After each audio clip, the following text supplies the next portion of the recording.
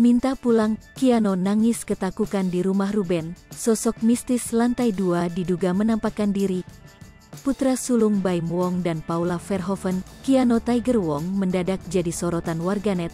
Bukan tanpa sebab, pasalnya Keanu menangis ketakutan di rumah Ruben Onsu dan Sarwenda hingga ingin pulang. Momen tersebut terekam dalam video yang diunggah di kanal YouTube Baim Paula, Rabu, tanggal 13 Juli tahun 2022.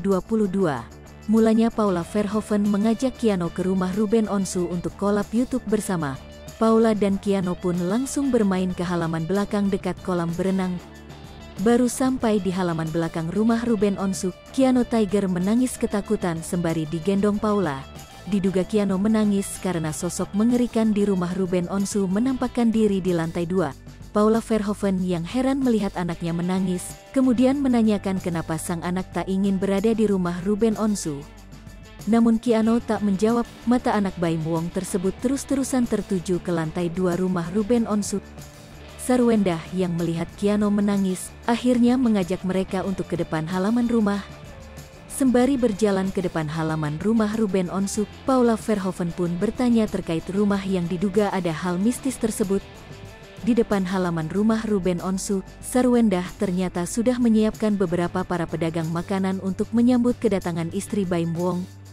Dalam unggahan video yang beredar tersebut sontak dibanjiri beragam komentar warganet. Diketahui belakangan ini video rumah Ruben Onsu didatangi makhluk mengerikan kembali viral. Video tersebut rupanya diambil sebelum Ruben Onsu dan Sarwenda jatuh sakit.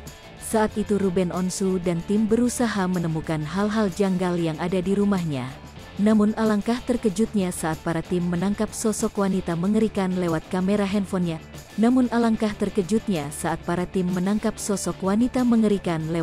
handphonenya.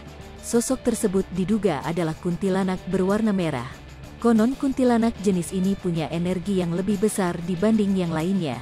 Video tersebut diduga adalah salah satu teror yang menyebabkan Ruben Onsu dan Sarwenda sakit-sakitan. Pasalnya sosok tersebut rupanya mengikuti Ruben Onsu sejak di rumah lama.